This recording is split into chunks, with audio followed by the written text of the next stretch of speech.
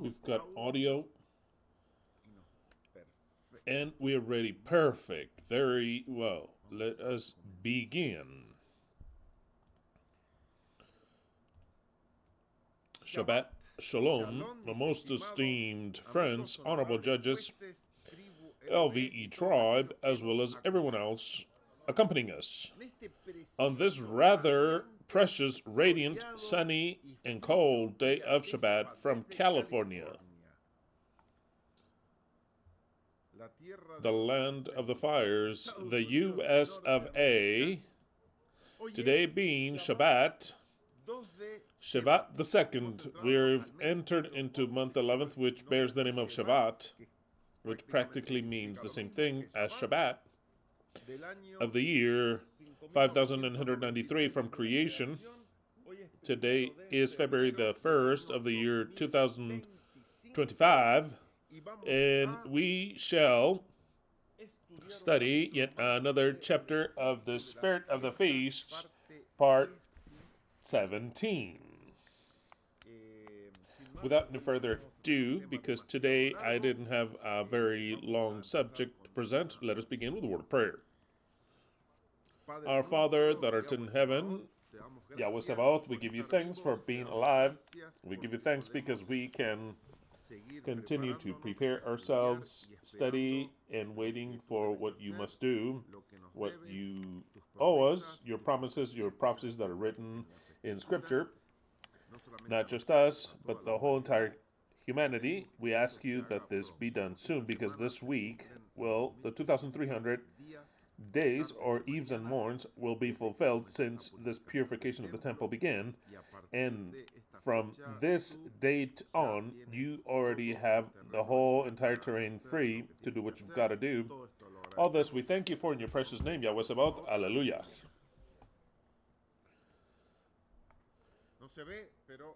You can't see it, but today I am wearing, once again, the name of Yahweh. You don't see it because the microphone is here. It's right there, you can see it. For all those that believe that we do not worship and love Yahweh, of course we do, but always, obviously, we've got the permanent struggle against Him until He fulfills His word. We fight against Yahweh. That does not mean that we do not recognize that He is our only God and our only Creator. Very well. Yahweh has blessed with one more year of life the following members of the Eternal Truth. I don't know if it's okay to say Yahweh has blessed or Yahweh has allowed, because He takes the life from under your feet whenever He decides. So then we are being very much positive when we're saying that He has blessed, when He's allowed you to stay with life. Juan Parra, Colombia. Andrea Sanspat, Costa Rica. Shiret Juliana Lopez Pineda, Colombia. Víctor Manuel Polanco Peguero, Colombia. Eduardo Beltinal Garrao, Argentina. Abel Espinal Berro, the Dominican Republic. Sofia Alexander Miranda Aguilera, El Salvador. Gilbert Lenin Jimenez Ramirez, Colombia. David Macedo Santos, Brazil. And Francis Gobel Scott, Costa Rica. To each and every one of you, a great big hug on behalf of all of us.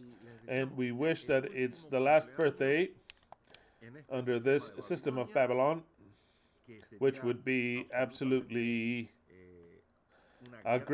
that would be a great blessing. If for your next birthday, we are not living still under these people. I'm going to place this over here. Very well. Last greeting.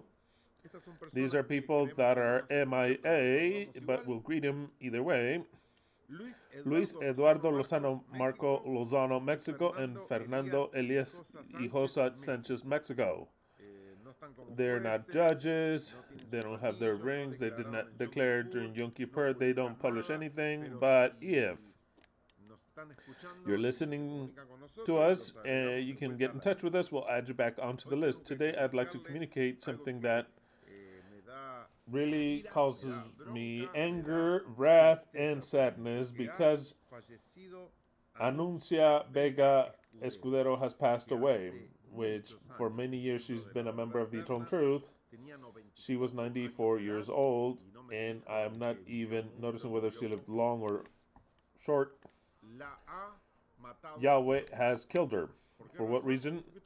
Because all the ones that die are killed by Yahweh. Why do we die? Because He gave us a curse from the very beginning, a law that says, you shall die. So then if we're going to die, no matter what death you live, or what death takes place in your life, or what death you die of, it doesn't matter. The one to blame is Him. There's no other turn of the page. It does not exist, because if He had not given the command that we all die, then death would not exist. He said, you shall die.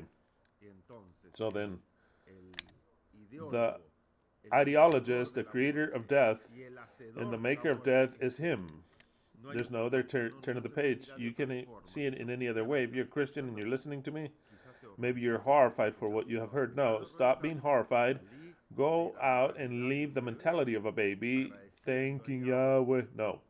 He gave the command of dying, and it doesn't matter in what moment in your life it is fulfilled, whether it's by old age, which is even worse. Why worse? Because death kills you little by little, and you start looking at yourself in the mirror, and you see how it's gaining terrain, and then you can't even move. Then they put you on a bed, and they put you in one of those temples of the white robe, and that's where you die. And to top it off, in a slow motion. Who designed that? Do not dare to say what all the religions say, that it is because of sin. No, it's not sin. It is the design of Yahweh. Just like that, as long as this is not over, the one to blame is this being. YHWH, Yahweh, the creator of death. So then I am actually very sad, angry, because one of us is gone. It's not that I'm sad because the others leave that don't believe in what we believe in also, but it's a special group. So that if I quote these words, understanding what they say exactly, not like the Adventists understand them. Revelation 14, 12 and 13. In the message of the three angels, in one of the central messages of the Adventist Church, says, after giving the three angelical messages, it says, here is the patience of the saints. And the word patience, we can identify it in a different way, not just patience. We always read it as patience, patience. In Greek, the word patience, let's look it up. It's word patience.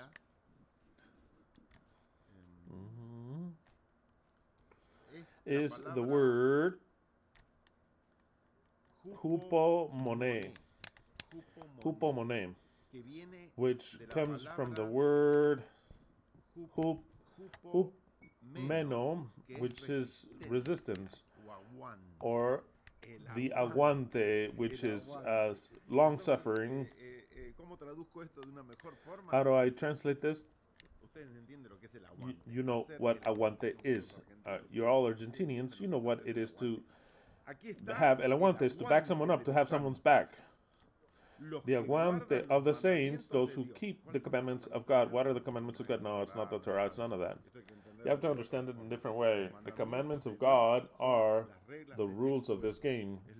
That is what He sent us. Of course, we keep them. The commandments of God include the 5 laws that Hammer discovered. Yes, of course.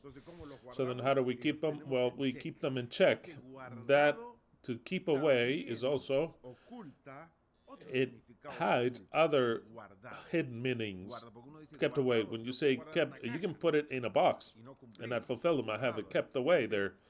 A game, for example. You have this game? Yes, I have it. Do you play it? No. It's kept away. So then careful with that about keeping the commandments, because immediately the mind, like it's been explained to us, that he that keeps the commandments is the one that fulfills the commandments. It's very different things. I can keep something and not fulfill it. You understand what I'm saying, right? I have it kept. In fact, when I have it kept away, it's because I don't want to fulfill them, I don't want to use them, I don't want to apply them. It's just put away. Do you use it? No, I don't. I keep it away. And that's it. So then your mind should not fly, oh, you have to fulfill. It doesn't say to fulfill. It says that they keep them. And in Greek, the word is, those who keep, in Greek, the word is teros, which says to keep possibly from loss, from harm, probably to stay something differing from, to differ from, to be set apart or due to their differences. I do not add to that. I keep it away. No, do you apply this? No, I have that kept away. I don't apply it in my life. I don't like it. I keep it. So then it's very different to what immediately comes to our mind. I keep the commandments of Yahweh. No.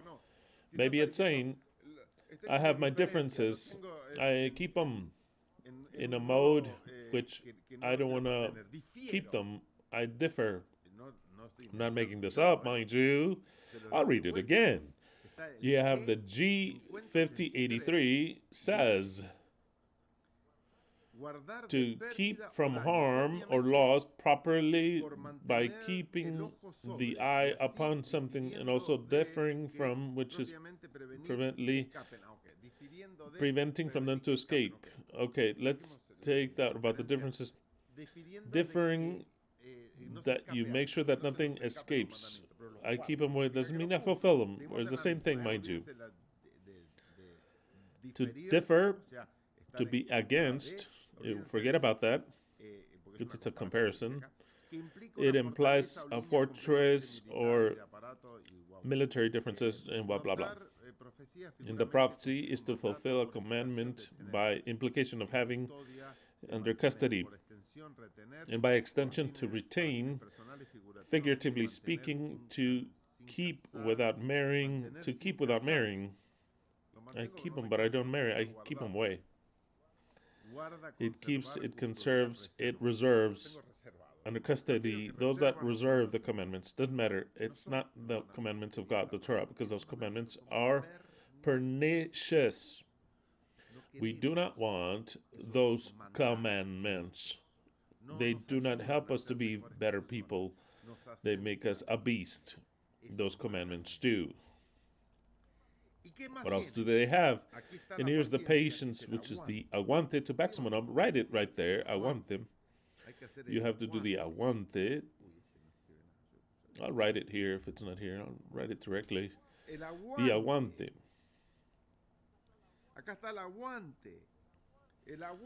The resilience of the saints, of the bride, of the sons of man. Those that keep the commandments of God and the faith of Jesus. Very well. What the fuck is the faith of Jesus? What Jesus believed in? Who knows what Jesus believed in? What is the faith of Jesus? The faith of Jesus is the biblical studies that the Adventists give you when you want to enter into the church. They give you the faith of Jesus. Many times to all my employees, I gave them, aside from entering, I would also give them for them to start reading the faith of Jesus. And I hooked a couple of them, and they got baptized. That is the faith of Jesus? What is the faith of Jesus? Not even an Adventist can believe what the faith of Jesus is. Is the faith in Jesus or the faith of Jesus? Okay, Jesus is the Messiah. So then we could directly say the faith of the Messiah. And there it changes everything. What is the faith of the Messiah? The faith of the Messiah is LVE. That is the faith of the Messiah. There's no other faith of the Messiah. Because if I have a faith in Jesus, the Son of God that is in heaven and will return, forget it. It's a fake faith. So then what is the faith of Jesus? It is the faith of the Messiah, the faith of LVE. Here is the aguante of the saints, those who keep. They set aside, they place it in a box, the commandments of God, the Torah, and all the rest. And they've got the faith of the Messiah. I heard a voice that from heaven told me, it's important. Here, there is something extra. I heard a voice that from heaven told me, write, a commandment, a command, write. Blessed from here on out, from when and on out, since this is understood, the message of the three angels in the final time, from here on out. It's not from later, after of when Yahweh came in the form of the Messiah. No. It's not since Moses came. No. It's not since Adam and Eve came. No. It's from the Messiah and on, because you have to have the faith of the Messiah. So then you have to have the Messiah present, so that it is said from here on out when you have the Messiah. I heard a voice from heaven that said, write, and blessed from here on out, those that have the faith of the Messiah, the dead, that die in the Lord. What Lord? What Lord? Exactly. It's not the Christ Jesus of 2,000 years ago. It's not the Christ Jesus of the Christians. What Lord? The Lord, which is the Messiah. It is very clear from here on out when the Messiah appears, those that have faith, the faith of the Messiah, not even the faith in the Messiah, because it's not speaking about the group which shall have the faith in the Messiah. None of us have the faith in the Messiah. We have the faith of the Messiah, which we are the Messiah. It changes. There you start to understand why it doesn't say the faith in the Messiah. One thing is to have the faith in the Messiah, not to be a part of the Messiah, nothing. And something else is to have the faith of the Messiah. Who has the faith of the Messiah? Directly, the one that believes to be the Messiah. There's no other way. It's the faith of the Messiah. I have the faith of the Messiah. I mean, this is something that it's very clear. I know that my words are very profound and difficult to assimilate for certain people. For you that listen to me, this group of Argentinians, no, you grasp it right away. We don't have the faith in the Messiah. If you have the faith in the Messiah, then you're a Christian, you're a Jew. You have the faith in the Messiah that will come. We have the faith in the Messiah. It could be in heaven, it could be a human, it could be whatever. That does not matter, nor do we care. We have the faith of the Messiah, which is different. Everything changes completely. Now you understand what group it's referring to. The rest that read this do not understand it. We have the faith of the Messiah. Why? Because we are the Messiah, whether you like it or not. So then, it says, blessed from here on out the dead that die in the Messiah. The Lord, it is not Yahweh. The Lord is the Messiah. Then, blessed from here on out the dead that die in the Messiah. Yes, the Spirit says, and the Spirit, it's already defined who it is. Who is the Spirit? The one that speaks to you. The Spirit is the one that speaks to you. You're not the Spirit. The Spirit is the one that speaks to you. Yes, the Spirit says. Who says yes? The Spirit says yes. And how does he say it? Yes. Yes, he says yes. Very clear. Yes, the Spirit says. They shall rest from their work, for their works are still with them, and anuncia, signed the Declaration and Decree LV 2024. Her work of understanding where she belonged to, where she would place her aguante, whom she really was. It changes nothing. She's still a part of a group. Just like all who have died in this group. All of them. Not just her. All of them. They died in this group. It is the best thing that could happen in your existence. The best that could ever happen in your existence. The one to blame is Yahweh. And I do not want for anyone to go through that experience anymore, because I could care less about it. Many have passed through that experience. So then, I am still upset with this Mr. Because this is the assassin. This is the assassin against the one we fight. He gave us death, and the Messiah, the Lord, is the one that gives us life, and we have the mind of the Messiah, and we have the faith of the Messiah. That is something which no one understands except for us. How marvelous, absolutely marvelous. I am still upset. Anuncia is resting from her works, which she did and that she believed in, continue with her. She had the faith of the Messiah, and she will be of the first ones that will receive the reward, of course, because she would do the aguante unto the eternal truth. And that's it, it's over. It's as simple as that. It's as simple as that. She would do the aguante. So then, I'll read everything again. Spectacular. Having opened this interpretation, here is the aguante of the saints, those who keep the commandments of God and the faith of the Messiah. I heard a voice that from heaven told me, write, blessed from here on out those who die in the Mashiach. Yes, the Spirit says, they shall rest from their works with them continue. Spectacular, absolutely spectacular.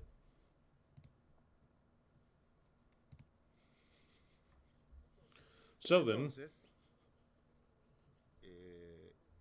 Anuncia will rest for a short time. She went to rest in Córdoba, Spain. Before, I used to call it a true passing away, so as to change it. It is actually a false passing away, because it's a lie. I'll call it a false passing away, because it's a lie.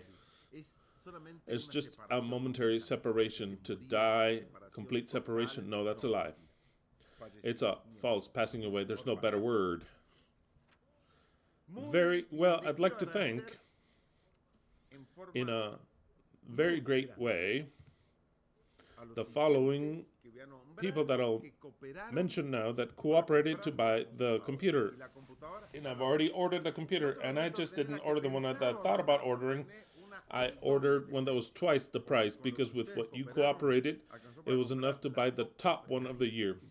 And so I invested everything in the computer. Of course, absolutely, that's what the money was for. So then, I thank Jenny Castro, Edward and Gabriela Martinez, who are here with us today, Felix in London, Francisco and Ross in Chile, Gamaliel in Guatemala, Gabriel and Edgardo in Argentina, and Ali and Rejani in Brazil. Many thanks because thanks to your cooperation, the expectations have been exceeding from what I asked you to buy that model, and I bought one that it's even better. More came, so then we bought a better one. And if it's possible, we'll have it next Shabbat, so then it's already covered. That project is, when I have it in my hands, I have to set it up and all the rest. I don't know if it'll be one more Shabbat with this one or with the other one, and how great. I thank you with all wholeheartedly. Thank you for doing the aguante. Every inversion that you do here, it's an inversion. Just like in the stock market, it'll be completely multiplied many, many times over, because it's an inversion for doing the aguante, having endurance with LVE. Very well. Many thanks. Project has been fulfilled. The moon has been seen. It's precious. We've entered into the month of Shabbat. I'd like to remind you, every one of you, that have some sort of problem, that those of the religion of the white robe have told you, or that you feel ill, we have the free consult of Angelina. You get in touch with her, and to her Facebook that is in the description of this video. You write to her, she'll make an appointment, and she will orient you where the problem could be, where we have to work in, because we'll have to work in something. We are a bunch of conflicts, every last one of them, okay? I'm not free, none whatsoever at all. All of them. We're all a whole bunch of conflicts. It is laws that have to change, And that is why I get upset, because death is the final conflict. That is the final conflict that we have to surpass. So then, if you have some sort of problem, get in touch with us with Angelina freely. Many thanks for all those that remember, and that remember Angelina, and they give her their aguante, their endurance, their collaboration. Very well. We're about to enter into the period that says in the text of Daniel 8:14, then afterwards, when will it be purified? The temple will. Until 2,300 eves and morns, then afterward, the sanctuary, which is us, which are the Messiah, which are the Christ, which are the Lord, will be purified. The Lord will be glorified. When the Messiah will be glorified? After the 2,300 eves and morns will be fulfilled. And the 2,300 eves and morns will be fulfilled February 5th. In other words, in 5 days. In 5 days, it'll be purified. In 5 days, it'll be purified. No, delete that. In 5 days, the period enters into where it says afterwards. After. It should not take 7 years. But after that period, then the period in which Elohim has to do what he promised begins, or else he can go where he came from. It is very clear. Very well. Shema Israel. Yahweh Eloheinu, Yahweh Ekhad. Hear, O Israel. Yahweh, our Elohim, Yahweh is one. It's not two, it's not three, it's one. If it's one, we understand when it says the Lord, when it says Jesus, when it says the Messiah, it's not referring to that only God. It's referring to the Messiah that's promised. It is very clear. With that, we can start to understand things which we would have never even been allowed to understand. These are the things that ears have never heard before. For they never imagined that the scripture was written for humanity, but especially for the Messiah, even though it may be difficult for you to believe. John 8:31-32, then Yeshua said unto the Jews that had believed on him, if ye were to remain in my word, then you shall truly be my disciples, and you shall know the truth, and the truth shall make you free. Spectacular. Proverbs 25:2. It is the glory of Elohim to conceal the word. How is the word? Entirely encrypted, concealed, closed. Yet the glory of the king, who's the king? It is the Messiah. It is the Christ. It is the Jesus. It is the Son of Man. It is to search the word. The only one. So then, that is clear. What I've just said before, I thought that it was a barbarian, that the Bible, the whole humanity can read it, but it's not directed to humanity because it is no good to them. It is directed towards the king. If with this text you did not understand it, then your case is not to understand the eternal truth. It says the glory of Elohim is to conceal the word. Yet the glory of the King, of the Messiah, of the Son of Man, it is to open the word. And what is left of the rest, if it's not the King, if they're not the Messiah, they are left as a word that is concealed. Nothing else. What value does the word concealed have? Zero. Zero. A word that is concealed is zero. The same thing is to read a Bible that is concealed, or to read a Quran, or then to read a book, a guide, I don't know, about any pagan book out there. What'd you say? Right, that one. Exactly the same thing. The Angel Moroni, and exactly the same thing. Because if you're going to read a concealed book, and you're going to believe in the cover, That's it. It's over. It's no good. In other words, it could help you in something. Maybe it's better than other religions, concealed and all. That is clear, right? It's better than to read the concealed Bible, not to understand the thing, than to become a fan of the Quran. It's a lot better, right? So then in that aspect, yeah, it'll help you, but you won't understand what the Bible says. So then, whom is the Bible directed for the king? I'm not saying it. Yahweh says it. It's part of the system of Yahweh. So then when we read that the Spirit says, right, do this, because that is what the Spirit says, he that hath the faith of the Messiah, the faith of Messiah, it's something astounding. I don't think I've ever said this before. Can't remember, but it's something fabulous what you learned in 5 minutes. I could close right now and go watch the Argentinian game. What I've told you about Revelation chapter 14. Today we've got, I left King Kong here because he's so upset. He's so upset because Anuncia left. He's so upset. And we've got this one that I had not taken him out of the box. I can't remember which one of you sent it to me. It is spectacular. It is Eddie from Power Slave, from the Power Slave from Iron Maiden.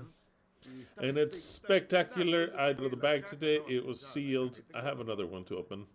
So then he comes with his pagan gods, a python that is kind of like this python and all the rest, the same thing, concealed in a tree. What did Moses rise up? A serpent unto Yahweh himself, a golden one.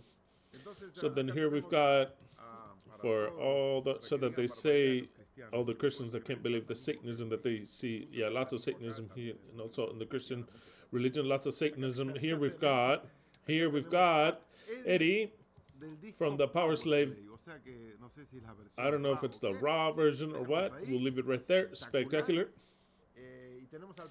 We get this black version of the octopus because we are sad. We are sad, and we send a great big hug to all the ones that loved and wanted, that lived with Anuncia. We send our most deepest condolences. Our deepest condolences to all those that were close to her. But this separation will last very short, very well. And the rest that read the Bible, that did not read the Bible, that believed in the Bible, that didn't believe in the Bible, will say the following. Jeremiah 16:19 through 21. Yahweh, my strength and my fortress, my strength in the day of tribulation. Unto thee shall come the peoples from the ends of the earth, and shall say, all of them, with the Bible in their hand, just like that, they'll say, all of them. Just like this, they'll say, all of them. Only lies was the inheritance of our fathers. I believed in Christ Jesus that came. Only lies. It was a complete lie. Complete lie. And the Jews and the Messianic, they're going to have their Torah like this, with this one only. Just this one. All the Jews, idiots. And the Messianic will say, only lies was the inheritance of our fathers, vanity to which there is no avail. If it is man that makes himself gods, then they're not gods. That is why, behold, I will make it be known unto you this time. Finally, I will show them the strength of mine arm. And what is the strength of your arm? It is the Messiah. And ye shall know that my name is Yahweh. It's not a trinity. They're going to know that I am the only creator that exists. That no other creator out there exists. That there is no divine son of mine that is in heaven that played a role. And even less a third one is the Holy Spirit. I sent you the Holy Spirit, but you don't understand the thing. I sent it to you. He would speak to you every Shabbat. He would speak to you. He would insult you.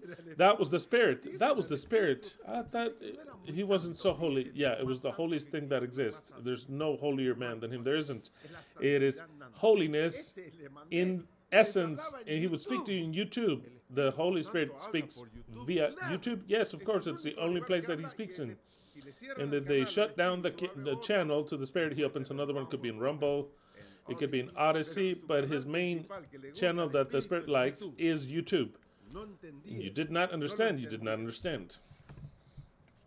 Only lies was the inheritance of yours. Yahweh's fault, of course. Well, either way, all these are here present due to Anuncia, and also they're sick and tired that Yahweh is still blessing the evil man. Malachi 2:17. Incredibly so, this week something happened that really caught my attention, that we didn't have one thumb down on the last subject, and even though we talked against Yahweh and all the rest, not one thumb down, 100% up, thumbs up. What about the counters? Did it convince them to, or were they not present? We'll see today how many thumbs down we have. But last Shabbat, like as of a long time ago, 100% thumbs up. They're gonna say, "Oh yes, oh this week we're gonna all put thumbs down." Good thing they like to listen. They like to listen. How many likes do we have today? How many likes were there? Oh, right now. 221 watching and 225 likes. We've got 16 people that have forgotten to delay for a second to give us a like. Give us a like. Give your endurance to the eternal truth and then comment later. Very well. I'll stay here until we have 223. What's going on? 214, and or else just shut down. I'll go watch Argentina's game. Argentina-Bolivia, I think they play today. The South American of the sub-20, in which we beat Brazil 6-0.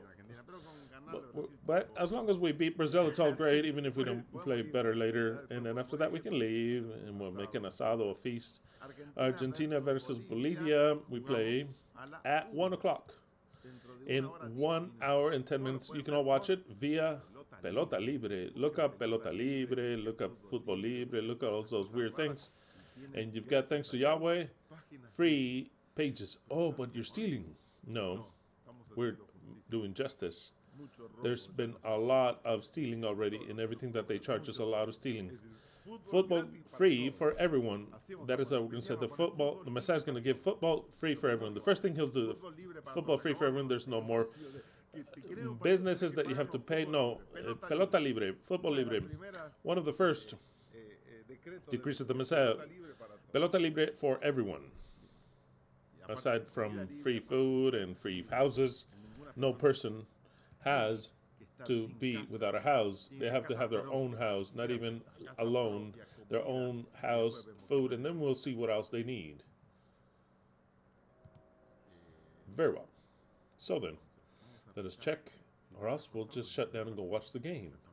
With what I've given you today already. Okay, we went up. Thank you, we went up. You obligated me to go on.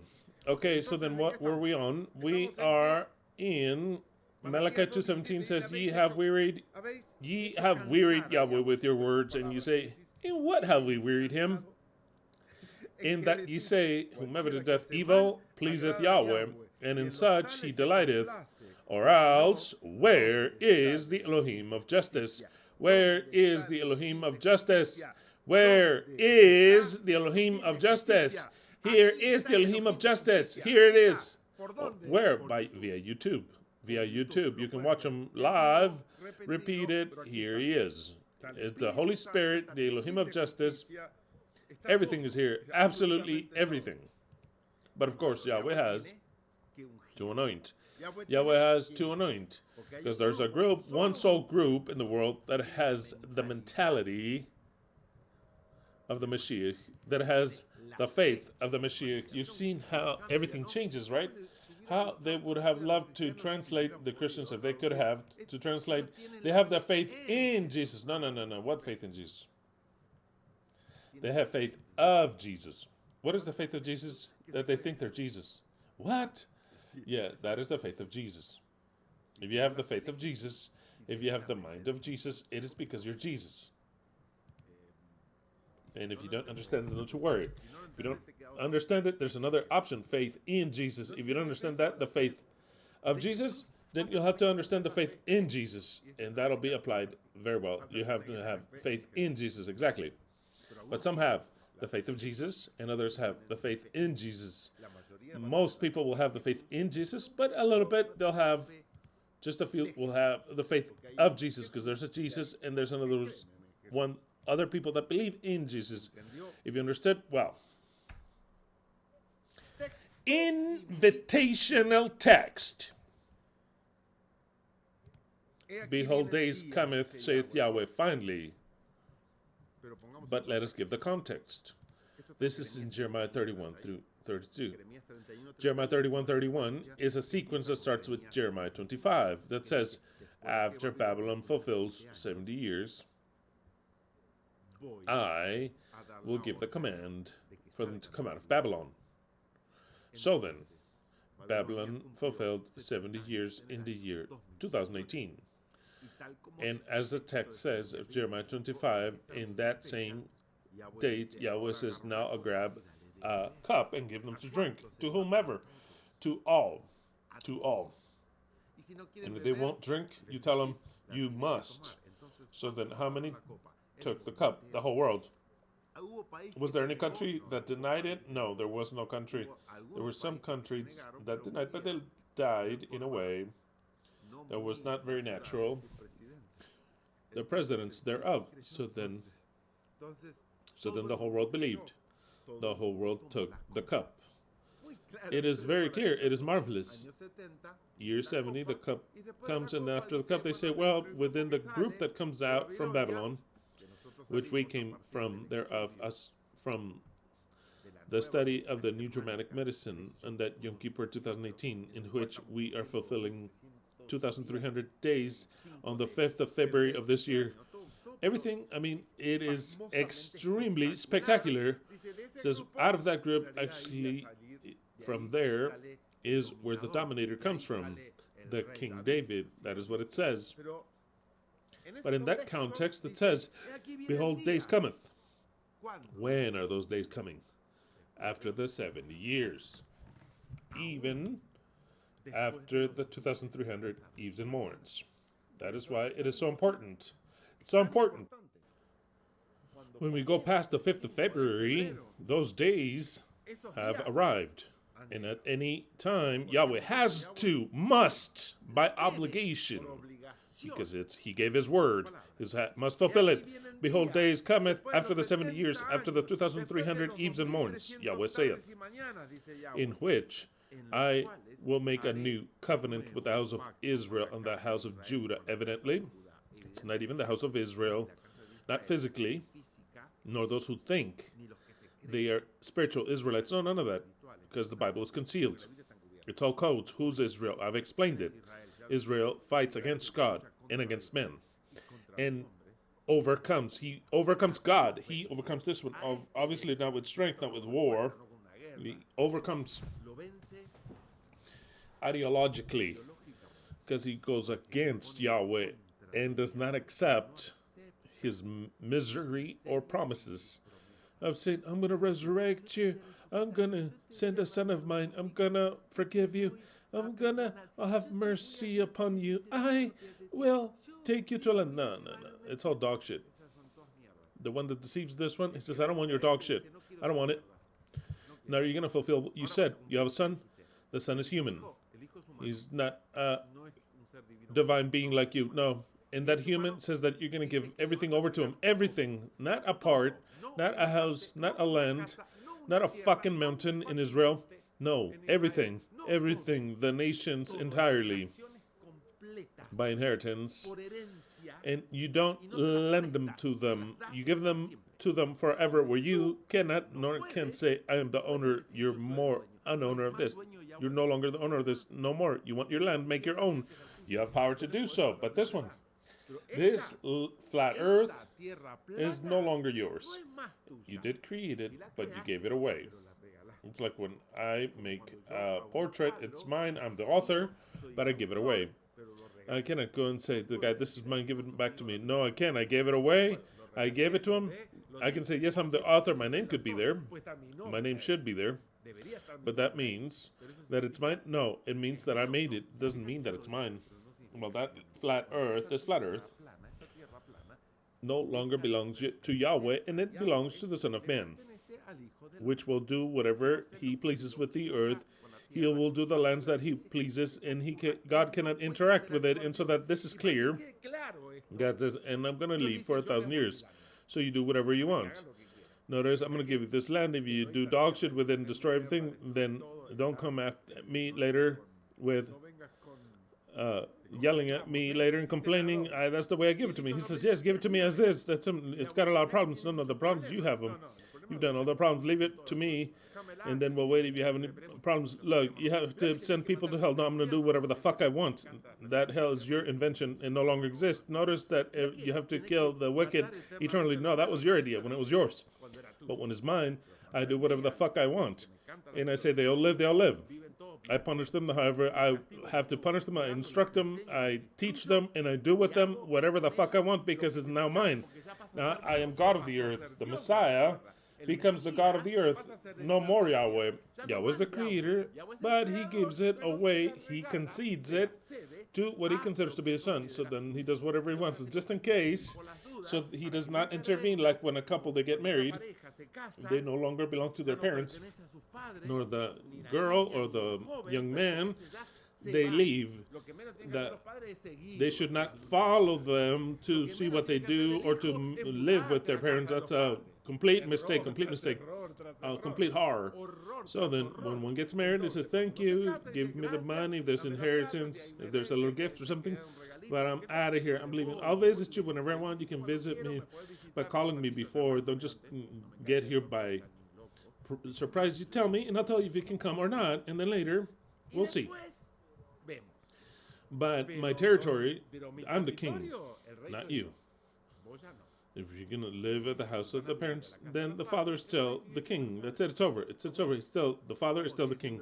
Then a whole bunch of problems come later that you already know. But oh well. Taking that out. The earth is the same thing. We tell Yahweh, look, Yahweh, you have a vacation. How long? Oh, this one. How long a vacation? That was the sound, was it? I can't remember. Was it the blue one? Did it sound well? How long do I have a vacation? Look, yeah, we have 1,000 years. 1,000 years. 1,000 years. And we're going to do whatever we want here.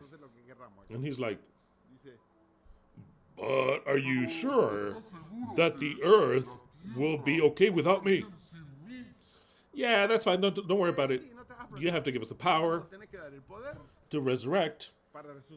And that's it. It's over. And then you can take the stick like that. Will respect you as a god. And we'll give you credit. We'll give you the credit. Don't you worry about that. Don't you worry. The credit. Yahweh is the creator. Perfect. Yahweh gave us power. Perfect. That's it. But that's it. And then you leave. You take this stick, like we say in Argentina. We're trying to say you leave. You get the fuck out of here. You hit the road. Ruin other people's lives that you create somewhere else. You can make another game elsewhere. But this is ours now. This is ours now. We have to have many different powers. Seven. Look, 7 specific powers. Specific powers, because we have to make the earth wider and the livable earth. We need a whole bunch of things. We need to have the power to take care of nature however we please, to annul curses however we please. We need a whole bunch of things. So then give us all that over as a gift and buy. 1,000 years buy. That's it. Very clear. It is very clear. And all the ones that wanted to see Yah with the Christians, I'm sorry. They're going to see something else. And the Jews, that they just wanted to see Yahweh. No, I'm sorry. You're going to see this, whether you like it or not, or else you can be put to rest a little bit. And what about the rest and those that wanted to see Allah? No, I'm sorry. No Allah here. No Allah here. No Allah, no. You can all fuck off if you do not accept this. And the Christians that want to see Jesus, the Son of God, well, this is the Jesus, the Son of God. But wasn't it? Yes, it was that you misunderstood. You're an idiot. If you deceived yourselves, it's your fault. It's a you problem. Did you hear God's word, the voice of God? It was that one. I forgot. It was a blue one, right? It's been time. It's been some time. It's been some time that I haven't used them. But some little Christian, I think it was the yellow one, right? No, not the yellow one. Was it this one here? And the Christians are, but we want to see Christ Jesus, that the blood of Christ Jesus to cover me, because I am a sinful being. I need the imputed justice in my life. And we would say, no, not that. I'm sorry. That about imputed, we'll see about that. But the justice, you're going to have to produce it yourself. You will have to produce it. We're not going to give you any justice of ours. We earned it ourselves. We earned it ourselves. It really cost us our left nut. Okay? So then, the justice, if you don't like the way I am, that maybe we don't like the way you are, you have to earn your own justice. You have to learn. You're going to have to learn. Very well. So then, what does this text say? It says, the text said a lot in the text of the invitation. Did you all see it? Did you see all that? Behold, days come, and saith Yahweh, after the 70 years, after the 2,300 eves and morns, in which I will make a new covenant with the house of Israel and with the house of Judah. Okay, the house of Israel and the house of Judah are not such a thing, but rather it is the Messiah. And what is the new covenant with the Messiah? You will now understand. John 6:63. The Spirit is the one that giveth life. The flesh is of no profit. The words that I have spoken unto you, and I would say the words which I speak to you, they are spirit, and they are life. I wasn't going to read this, but I think it goes along with everything we've been speaking recently. John 3:3-12. Then the Messiah responded and said, Verily, verily, I say unto you, my beloved Jewish friend, specialist in the Torah, that he that is not born again, he cannot see the kingdom of God. Nicodemus saith unto him, How can a man be born when he is old? Being Toraic already, I fulfill the Torah. I don't keep the commandments, I fulfill the commandments, Nicodemus says. Can he enter the second time into his mother's womb and be born? Yeshua answered, Verily, verily, I say unto thee, except a man be born of water and of the Spirit, he cannot enter into the kingdom of God. That which is born of the flesh is flesh, and that which is born of the Spirit, it is spirit. Marvel not that I saith unto thee, Ye must be born again. The wind bloweth where it listeth, and thou hearest the sound thereof, but canst not tell whence it cometh, and whither it goeth. So is everyone that is born of the Spirit. Nicodemus answered and saith unto him, he should have used these. I should have used this. How can these things be done? Yeshua answered, or the Messiah said, Art thou a master of Israel, and knowest not this? Verily, verily, I say unto thee, we speak that we do know, and testify that which we have seen, and ye receive not our witness. If I have told you earthly things, and ye believe not, how shall ye believe if I tell you of heavenly things? You see, when I start to say things, that is completely out of the believable space for a Christian or a Jew, what I've just said. Yahweh, lead for 1,000 years, this is our land, we'll do whatever we want. They're going to say, no, how could that be? What am I listening to? I can't believe what I'm listening to. I'm going to make a prayer so that the demons come out of this guy. It's not a legion. He might have 1,000 legions inside. He's worse than the guy from Gadara. He's worse than that. He's more than demon-possessed. He must be Lucifer in person. That is a good title. The bearer of light. What else do you want? Excellent. Let me ask you if that voice that I use is good. It's the Christian one, right? The little Christian one. Yes, it is. Did you hear it? Did you hear it, Las? No. Since I don't hear what it... Yes? Okay, good. Okay, how good. Okay, so then...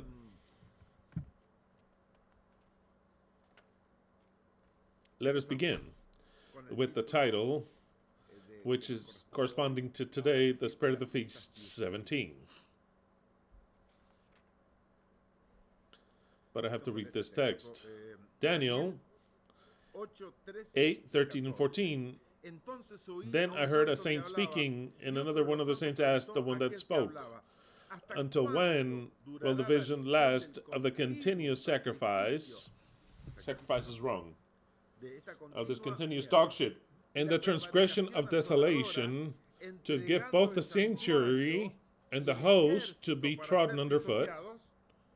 And he saith unto me, unto 2,300 days, 5th February, 2025, and that date didn't come just because, like, just we wanted to. No, it's not because I had a dream and I said, oh, wow, I think it's correct because I had a dream that a little dream showed me a little figure and I said, oh, 2,300 and a map and a finger saying that day. No.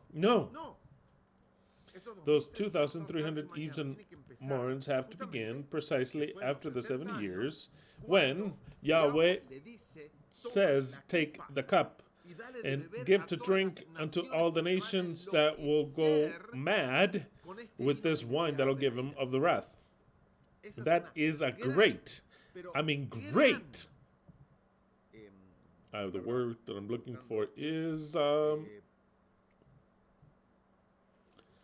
sacrilege, or the transgression that maketh desolate. That is a great transgression of desolation, to give the cup. So then this prophecy of 2,300 eves and morns, I'm not applying it just because I want to, because I see it clearly. After the 70 years, when a people has to come out of Babylon, and when Yahweh commands for Babylon to take and drink of the wine, and he orders a Jew who's the prophet Jeremiah, representing the whole big pharmakeia, which is through which they deceive the entire world. It is very clear, because Jeremiah, a Jew, pharmakeia, the Jewish one, it is very clear. Everything is very clear. Of course, and precisely on that Yom Kippur, he teaches us, we acquire the wisdom of how the conflicts are produced, for them to not deceive them, for them to not give us the cup of wine to be drank, because the little bugs that are invisible do not exist, for no one to deceive us. It started a revolution and purification. In 2,300 eves and morns after that, we get to the 5th of February. So then there's nothing by chance. This is by cause and effect. It's a fact. It's a fact. From, let me tell you exactly when. From, today is the 2nd, 2, 3, 4, 5, 6. From the 5th of Wednesday, the 5th of February, it has nothing to do with that calendar, the 5th of February, Wednesday, from this Wednesday, the space is opened for Yahweh to do the purification. It doesn't have to be on that day, because it's after. Do not get your hopes up, but we're not now in the period of time. The period of time starts this Wednesday until when Yahweh wishes. But there won't be a purification before that period. And after this period, what begins is the period in which Yahweh can act. So then, I'll read on.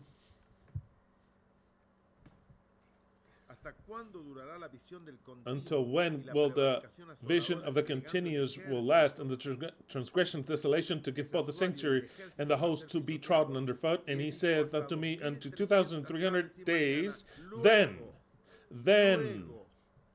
shall the sanctuary be cleansed. We're waiting for the sanctuary of the Messiah to be purified, to be the glorification of the Messiah. We have clues that I've taught already, that once we get to the Pesach in which Yahweh is a Messiah, using the figure of the Messiah, was to die, and he said, once Pesach arrived, he said, Father, the hour has come that you glorify your Son. So then, why did he say that? If he didn't, it made no sense for us. Well, we start to see the sense in it. That date that is very, very good for a glorification is Pesach, because Pesach would come near, and Yahweh, who was given a message to the Messiah, in the form of the Messiah, he said the hour is come of the glorification. That is very important. And precisely, Pesach is at the others is at the gates. I'm not going to say it's going to be the specs. I don't want to get your hopes up or my hopes up. But we should see during this period of time things that are magnificent that you've never seen. But we have to know. Why? Because we have the faith of the Messiah. For that very reason. That's it. The faith of the Messiah. The faith of the Messiah.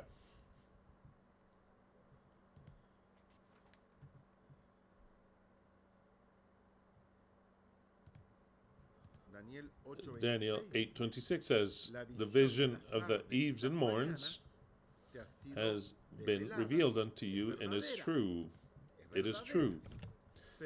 But you keep it in secret. In other words, sealed. No one can understand it, only the Messiah. For it'll be fulfilled when a long time has passed, at the end of times. Keep it secret. Don't let anyone understand what it means.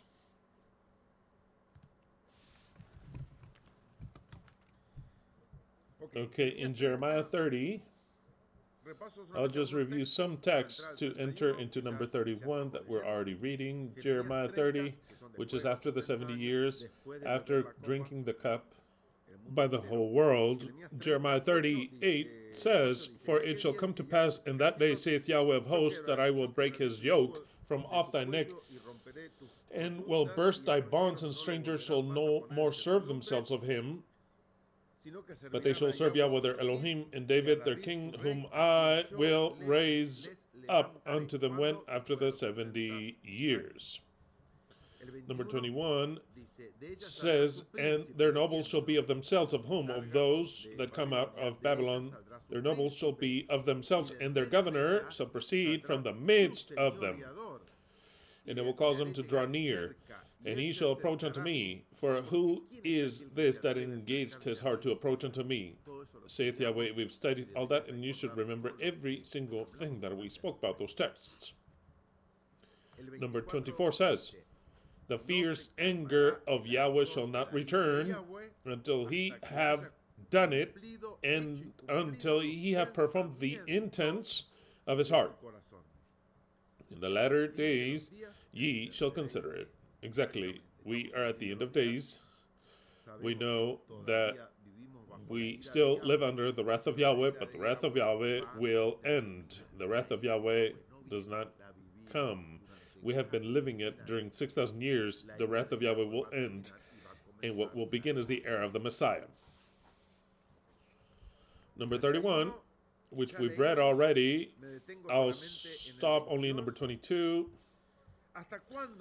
How long wilt thou go about, O thou backsliding daughter? For Yahweh hath created a new thing in the earth. Okay, this backsliding daughter is the Messiah. That backsliding daughter is the Messiah, or the bride. They're symbols. They're symbols. Why does it say backsliding? Because we were backsliding very badly by worshiping Jesus, worshiping the Messiah, worshiping Yahweh for his kindness, being afraid of the devil, trying to fulfill the commandments, which we thought that were still good, saying this one's good, this one's not, this one's good, this one's not, giving value to this. That in what it is to be backsliding, like the whole world is. That is why Yahweh says, how long will thou go about, O backsliding daughter? Until we understand, which we already understood. We've already focused everything. For Yahweh hath created a new thing in the earth. A new one, never before seen for 6,000 years. Yahweh shall create a new thing upon the earth. A woman shall compass a man. In compass, I open the cover. That part, the woman shall compass the man. The woman is the Messiah. The man is Yahweh. The woman has always been subject to Yahweh. And now, things will change. That encompass is that the bride shall dominate, will subjugate, overcome, subjugate Yahweh. That's what it means, a new thing. Not that it's only against, but dominates the beast, the greatest beast that ever existed.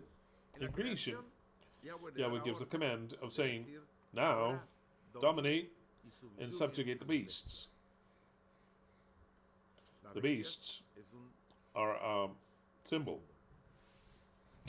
Don't imagine a beast because is an idiot, but powerful rather, as Babylon is, as the rest of the kingdoms were.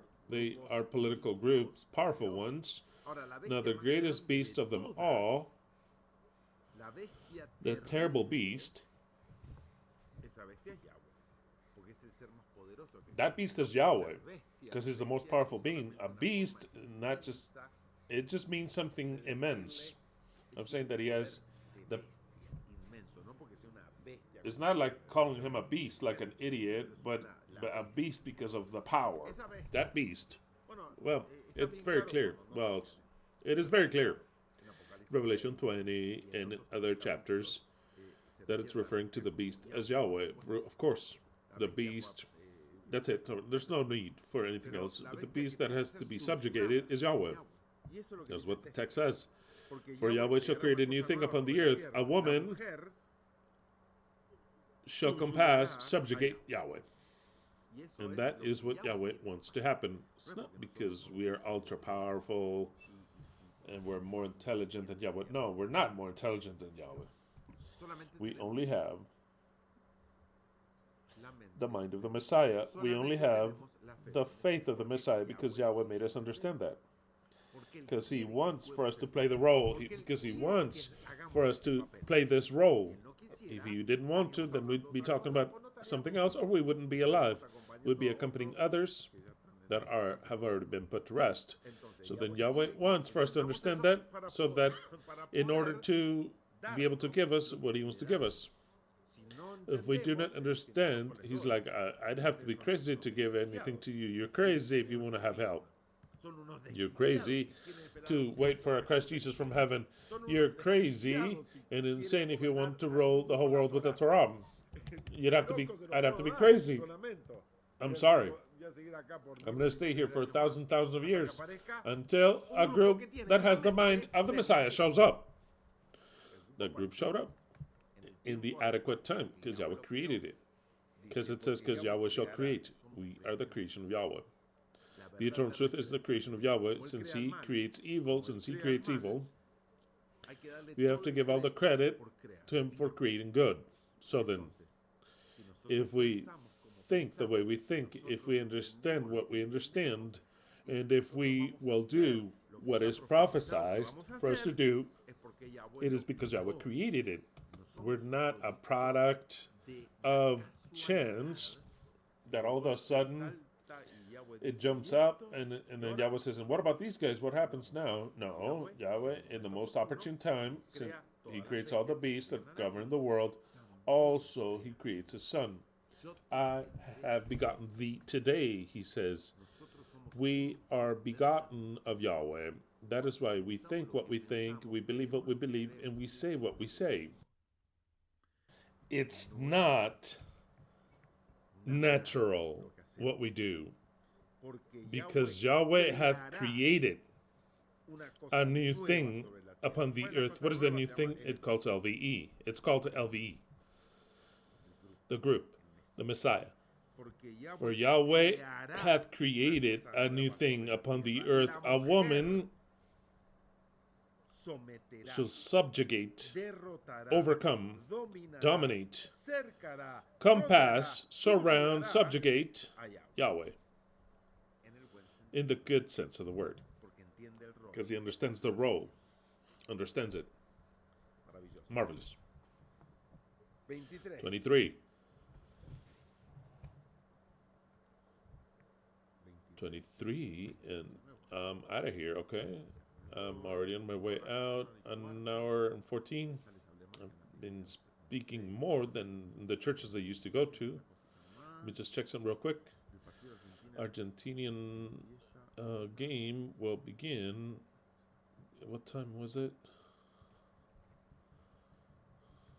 Let me check here. I missed where it is. Look, can it be so important? Yes, it is important. It's very important. It says Ecuador versus Argentina at 1 o'clock.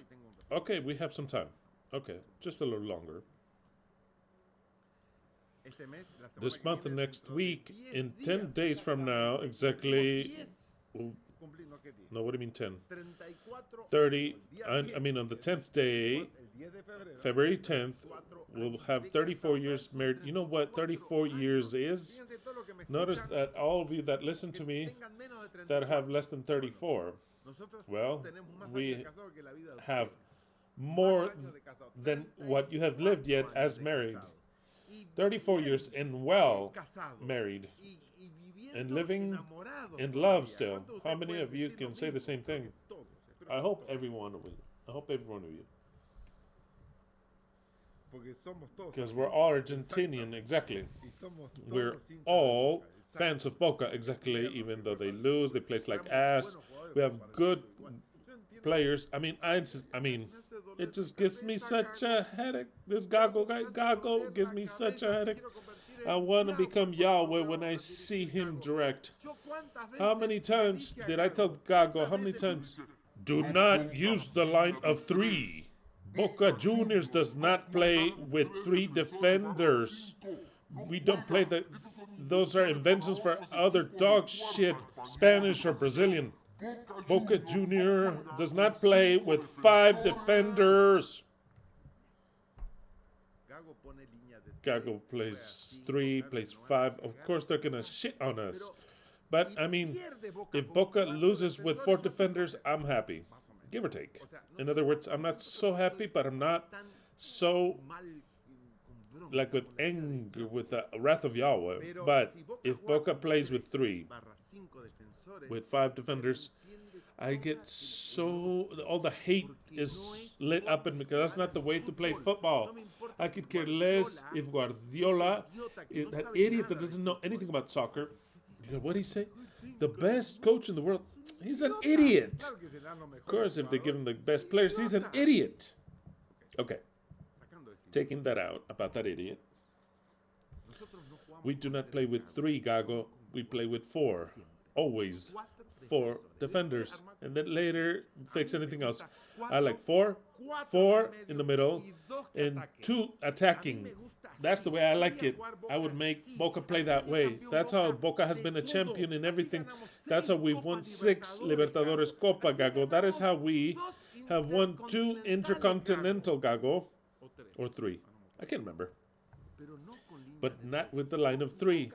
Boca with the line of 3 defenders has never won anything in their life, and I could care less about the new ideas, innovative ideas for them to come of the new era. This was from Crystal. I could care less. 4 defenders, 4 midfielders, and 2 forwards. In any case, 4 defenders, 3 midfielders, and 3 forwards. That I don't like it, but I'll take it. I'll accept it. I like to have control from behind and in the center. From behind, and that is how football is generated in the midfield. You cannot put 500 front men and expect to make goals because we have more forwards. These idiots. Oh, more forwards, more goals. No. More midfielders, more goals, because the midfielders are the soul of the team. It is the defense. The ball is kept and it can be generated forward. We don't want forwards that are waiting for a center that never comes. And when they kick it like ass to the hands of the goalie or the defenders. We cannot want to play that way. Who scored the other day? A defender. So then the forwards, I mean, it's dog shit that they were there for a reason. Because there's so many Indians in the attack. I want to give the Indians to the midfield. And behind, a solid team, first of all, should not be closed, or else it'll be so difficult. When Boca was a champion of everything, they would score 1 or 2 goals, if we could more. But to score anything against them, it was going to cost you a lot. Because it was closed behind. It was closed. The team has to be closed behind. The best defenders of the best way, how the marks are relevated in 4, not 3 or 5. It's the perfect number, 4. From then on out, I like 4 midfielders. Because the midfielders defend in advance. They defend in advance and forward. If there's anyone, then there's 2 or else, but it doesn't matter. It doesn't matter. That is how you play soccer. What does Kaku do? The other day, he said 3, 3, 4. I mean, an entity of forwards and behind, it was just a whole disaster. And they all fall back, and no one would have any football in midfield. So then no one would produce anything. Okay, enough talking about Boca. We'll play tomorrow again. We'll see how it goes. I hope we win this time. Because we're going to start to continue to bring. And always the same thing, the same sadness. I get so angry. Such anger. I want to direct Boca, but no, I can't. I have another task that's a lot more solemn and important. I can't, but I should go, but I can't. I just can't now. Okay, so then what are we doing here? Okay, we're talking about moving on here. Okay, next paragraph. Thus saith Yahweh of hosts, God of Israel. As yet they shall use this speech in the land of Judah and in the cities thereof, when I shall bring again their captivity. Yahweh bless thee, O habitation of justice and mountain of holiness. And there shall dwell in Judah itself and in all the cities thereof together husbandmen and they that go forth with flocks. For I have satiated the weary soul, and I have replenished every sorrowful soul. Upon this I awakened and beheld, and my sleep was sweet unto me. The only pleasant dream is called LVE.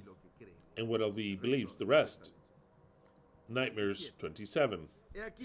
Behold, days cometh, saith Yahweh, that I will sow the house of Israel and the house of Judah with the seed of man and with the seed of beast.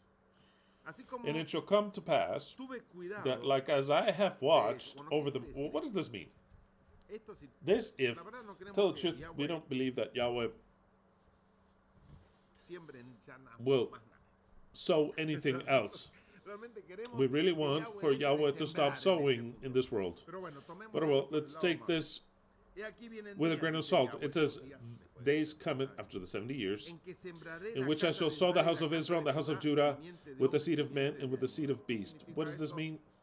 The only form of being able to understand this with everything that we've been understanding, that is what he shall sow, is this group. It is to do that new thing. And he sowed the eternal truth. Of course, we are a part of his children. No, not a part. We are his children. And we are a part of what he sowed. And it shall come to pass that, like as I have watched over them to pluck up and to break down and to throw down and to destroy and to afflict. Wow, he says it so clearly. When your mind is already open to read what the barbarities that Yahweh does, he says it very clearly to your face. He says, I will sow some. He says, I will sow men and animals too. Which is maybe our animals, I don't know. Or maybe it's all the animals that we want to save, I don't know. Just like I have watched over them of what? Of that group. Notice, of those that he sows, just like I have watched over them to pluck up and break down, and to throw down and to destroy and to afflict. So will I watch over them. Notice what he did to those that he sowed himself. He sowed them, but he also plucked up, and he also broke down, and he also threw down, and he also destroyed, and also afflicted. Thank you, Yahweh, for all those caresses that you give us to storm and break down, throw down, and afflict and destroy. Oh, what a good father. So I will watch over them to build and to plant, saith Yahweh. Well, we're already in this time. Everything that has happened of breaking down, afflicting, and destroying, we've just lost Anuncia. Right there, you just destroyed Anuncia.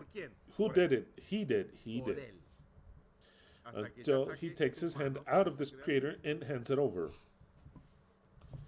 I shall watch over them to build and to plant, saith Yahweh. And now comes a text that can mean so many things. In those days, they shall say no more. Who are the ones that say this? We. The only ones. The only ones. There's no one else. No one else in the world says this. We say this. In the sense that I will tell you clearly. In those days, what are those days? After the 70 years, after the 2,300 days, or at least after the 70 years in this period of time. In those days, they shall no longer say, the fathers have eaten a sour grape, and the children's teeth are set on edge. The children's teeth are set on edge is that horrible sensation that you feel in your teeth when you eat something that makes you kind of like make your mouth, something cold or sour that makes you that sensation in your teeth. It's horrible. That is what we call that. We don't use that name. We say like chills in your teeth. But what does this mean? The fathers have done whatever they wanted. They ate the sour grape, and we pay for the consequences. We live the consequences of our fathers. That we say in a little bit reformed, because it's all a consequence. We're living the consequences that they gave to Adam and Eve. We are impeccable. We do not have sin, and we are still suffering those that sinned because they had law. Some had law. Just like they had law, they sinned. We are still paying for the consequences. We are just, we are non-sinners, we are perfect in our way, because perfection in this world and this body is difficult. We are without sin. And what does it say? We pay for the consequences still. How do we pay for them? Well, in many different ways. First of all, and the most important one, is the curses which were given by Yahweh to Adam and Eve. We're paying for that. We're paying for that still.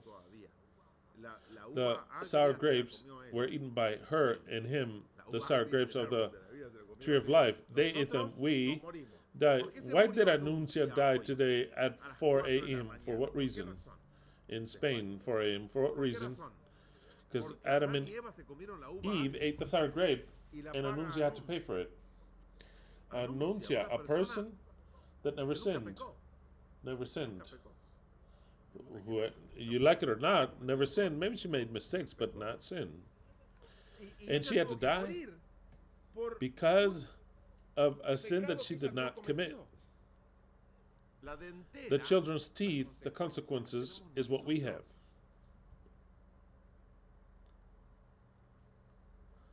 Not only all the curses given by Yahweh, but also we have to carry the smaller generational situations, everything that our ancestors lived, they passed them on to us. They didn't solve them, and says, here it goes. Now you have trauma, you have fears, you have angers, you have wrath, you have all kinds of things.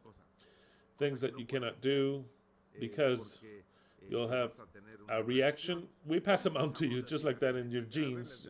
Deal with it. Things that our ancestors lived, now you'll have them. We've lived that, all of us, not just that, our fathers made us with a project. This is, well, I want to have a child that is good for this, and that they begot him, and we're born already with a project of a sense engraved in us. And we have to deal with that. Plus all the transgenerational charges. We didn't do anything. We have the edge on the children's teeth of the sour grapes that they ate. You understand what I'm saying? Yes, very clear. But it says, in those days they will no longer say. They will no longer say. I'm still saying it and understand it. No one complains about this, but I say it and you say it. The day has not come. That is why it says after the 70 years, after the 2,300 eves and morns, when Yahweh glorifies our body, there, we're barely then will we say. But as, up until now, of February 1st, 2025, Shabbat the 2nd of the year 5,993, we're still saying, for the fucking mother, I have to be carrying with the transgenerational charge of all these. And I didn't even do anything, and to top it off, I have to experience pain, death, and everything, all the biological laws that Hammer discovered due to Yahweh. 30. But everyone shall die for his own iniquity. Oh, that's the way it is? If that's that day, pay attention. That day, for this to be fulfilled, which is what we'll be studying now, we're no longer going to die, because let the wicked die by their own wickedness, and then for the Messiah to resurrect them, saying, see, that wickedness took you to death. But if we don't have wickedness, precisely Yahweh says, you that abhor wickedness and love justice, how can we die if we love justice? Who abhors wickedness? Those who want to send the wicked people to hell. In any case, they love, even though they don't know not, an injustice. They love wickedness. Aside from all those that actually do wickedness in the human beings, that grape, that kill, that steal, that defraud, those types of people, they do wickedness and they know they do it. But we don't do wickedness. In fact, we want justice even for those people. So then it says, the day shall come, and I hope it's soon, after the 2,300 eves and morn, for us to no longer say, wow, we no longer have the charge of the curses. But rather, everyone shall not by their own wickedness, nor, quote unquote, by the wickedness of Adam and Eve. It wasn't even wickedness, but let's suppose, so that you understand. It won't be for the wickedness of Adam and Eve that Yahweh punished you, which was not a wickedness. And I explained it again, it was not wickedness, but Yahweh said, this is wickedness. So then let's play along with the words. It was not by the consequence of what Yahweh decided to punish, which we still die for, but rather for everyone to pay. In speaking about death, we can say to pay, it doesn't matter, these are symbols, to pay for the consequences by their own wickedness. We have never seen that up until now. We do not pay for the consequences, not for our own wickedness or our own justice. Here it doesn't matter if you have justice. They will do wickedness no matter what, and you'll feel it and you'll die. A righteous woman has died today, and she was righteous for us. She was part of the Messiah. Was it any good for her? No. She was sent to death. We are subjugated to receive still the edge of the teeth, the consequence of the acts and curses of others behind us. We have never experienced for everyone to pay for the consequences due to their own wickedness, but rather that everyone shall die due to their own wickedness. Take that, they shall die, quote unquote. Everyone shall pay for the consequences due to their own wickedness. The teeth of every man that shall eat the sour grapes shall have the edge of the teeth. In other words, they that do the wickedness to pay for it immediately. Immediately. But not for them to transfer it unto others, because this one, because Adam and Eve did this. No, they all died. No.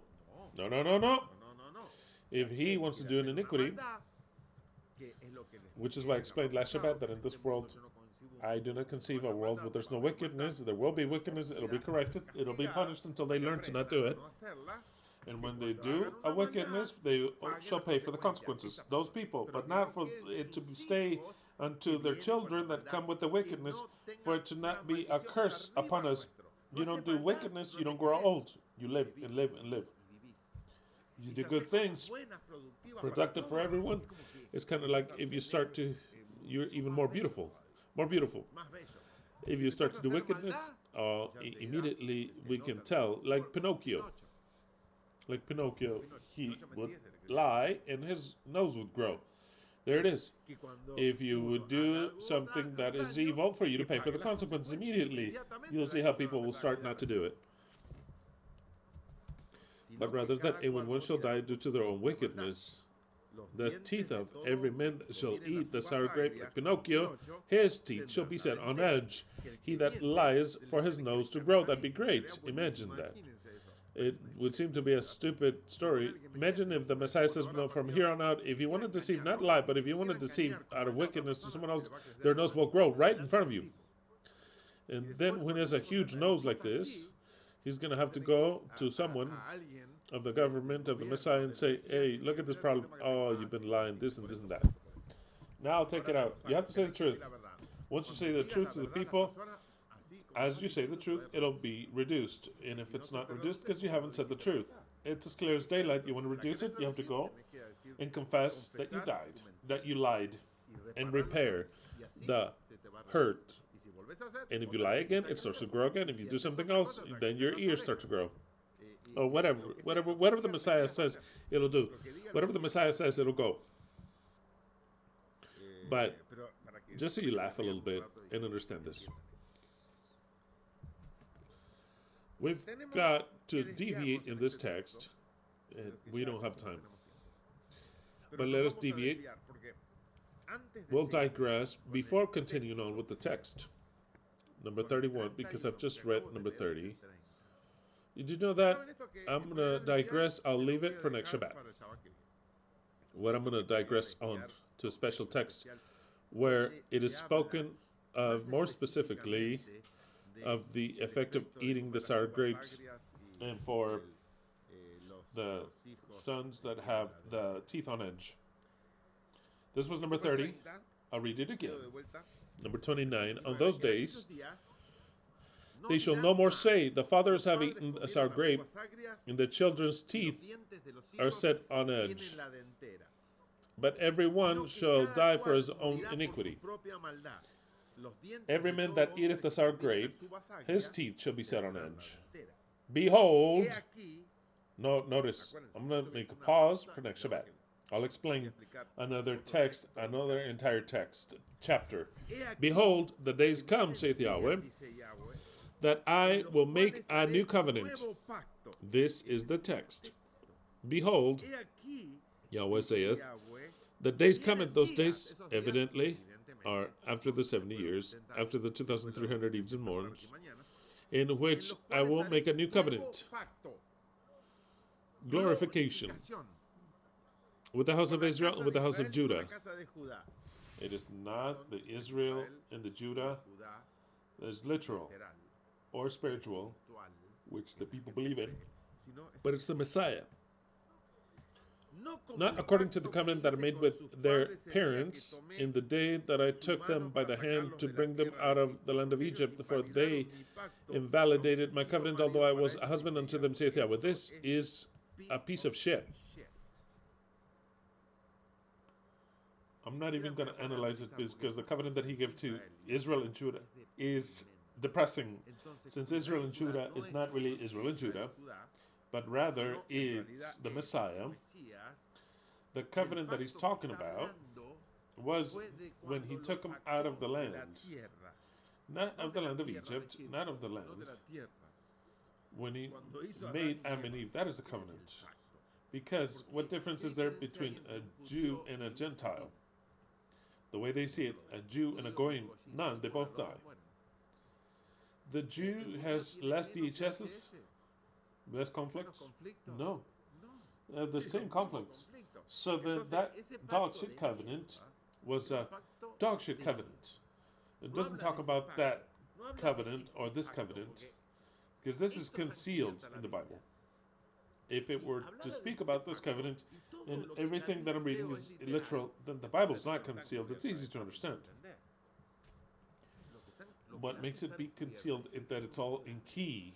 It's not Israel. It's not the covenant with those that came out of Egypt, but rather it's the covenant that he gave to us when we came out of the land, that it makes us mortal, that he made us to grow old, made us weak, that he gave us a whole bunch of problems that are transgenerational to top it off, and made us the laws to fuck with us, not to make us understand and change, but to fuck with us directly.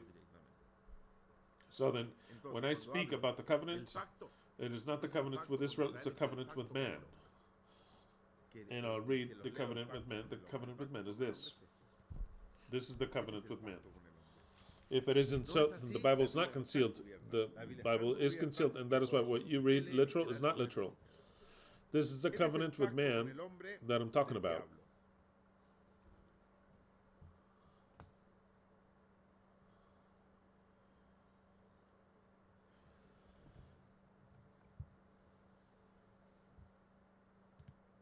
Bereshit, or Genesis 3:16. And unto the woman he said, I shall multiply greatly thy sorrow and thy conception.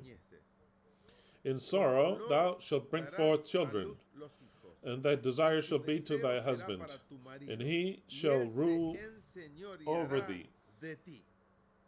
That is the covenant.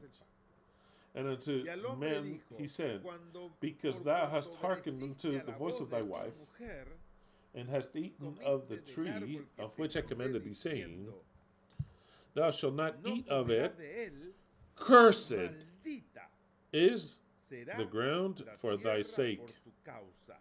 In sorrow shalt thou eat of it all the days of thy life. Thorns and also and thistles shall it bring forth unto thee, and thou shalt eat the herb of the field. In the sweat of thy face shalt thou eat bread till thou return unto the ground, for out of it wast thou taken, for dust thou art, and unto dust shalt thou return.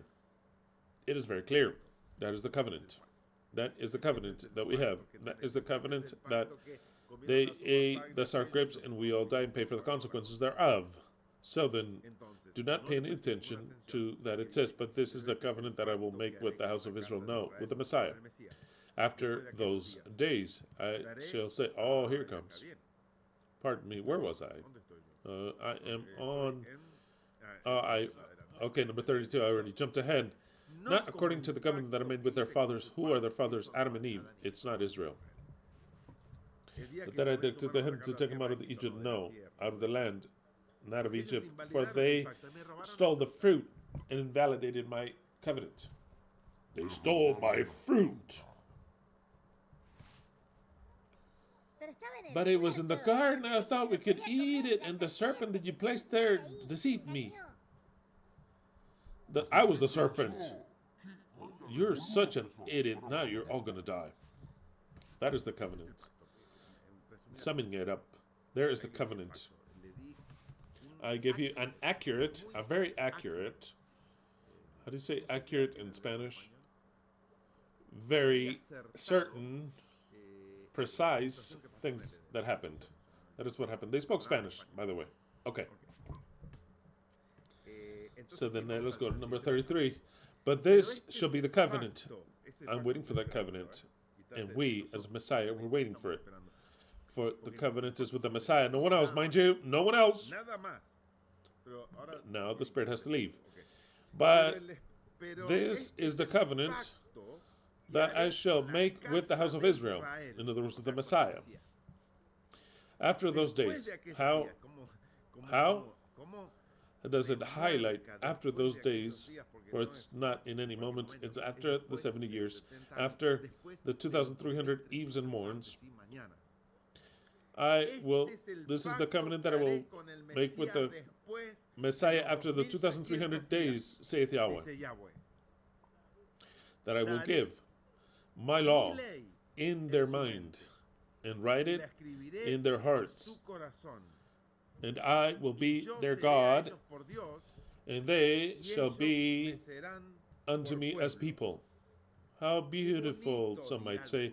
I want for that to happen. I want the law not written. I want this law engraved inside of me. No, if it were talking about that, then the Bible would not be concealed. It would be open. It would be opened. Those of the translation, the Messianic translation, they said, I'm going to give you my Torah written, because they love the Torah. They love the 613, according to the Jews, that it has commandments, mitzvot. And they want for the 613 mitzvot engraved in. Do you know what a human being like that you don't even have to think about it because they're engraved? Can you imagine what it'd be a human with the Torah engraved in his heart? One that sees something be raised in the Sabbath, he goes and stones him. No. I mean, you could not even understand what it'd be for a human not learning those laws and trying to practice them, but rather that he has them incorporated automatically. It would be even worse for Yahweh, a demon, beastly, brutal. No one would exist on earth. No one, because nobody was able to fulfill them. He would make everyone else, he would kill everyone else. He would be alone, and then he would be suited, and not even I can fulfill this law, this fucking law. My life is worthless, and then he kills himself. So that we don't want for Yahweh to write laws in our heart. What is he saying? What is Christian saying? It is very important what I'm going to say. It'll blow your mind. What's it say? Let's read it again. But I shall place my mind in their mind, my law in their minds, and write it in their hearts. How beautiful. What's he saying? It's concealed, mind. It's concealed. It's not just at a simple reading, because if it were at a simple reading, the Bible would be an open book, and the Bible is a closed book. Only the Messiah can understand it. And this is very clear. And now I'm going to tell you, because we come, you have to bear in mind to understand this, that we come from the saying that says, and they're no longer going to say they committed the problems and we're paying for what they did. Oh. We're paying for Adam and Eve dead. So then, in order to revert that, what does this text say? This text says, what is the form of reverting for them to eat the sour grape, and we have the edge on the teeth? I will give my law in their minds, and I will write it in their hearts. And I will be their God, and they shall be my people. What is it that it means? It has only one meaning, and it's the only meaning that I can see. I will put my law in their inward parts and write it in their hearts. What is the law? It is the law of God. The law by which he is governed, not the law of God that he gave to Moses. No. It is the law of God. What is the law of God? To be God. To be God. That is his law. It is the natural law of his. If he says, your throne, O God, I will anoint you, sit on thy throne, O God. If he's going to anoint us with something special, he elevates us to the authority of God with the power of God. That is the law of God. We don't have the law of God. The law of God is not, thou shalt not kill, honor thy mother and thy mother, keep the Shabbat. No, that's not the law of God. The law of God is the natural law of God. We have the natural laws that Hammer discovered. Those are our laws. The laws of Hammer, the human laws. Not those that we write, but those that we have. for us, whether we know that we have them or not, we have to fulfill them, or else we pay for the results. Do you understand? It's the natural laws of human beings. What's another law of ours? To die. To grow old. What's another law of ours? To have children, bear children with pain. What's another law of ours? To work, to sweat, and get tired. And then grow old. And then die. That is our law. That is the law. Internally. We're not talking about that he's going to put the Torah in our head. Oh, forget it. I mean, that would be the greatest curse that he could do. And also, none of your fucking laws that he wants to invent. Don't do this, don't do that. I don't want that. It doesn't say that. It is the natural law of being God. That is what it is. What does it say? If he's saying, you will no longer say, we're paying for the consequences, the curses that you gave. I shall give my law in their mind.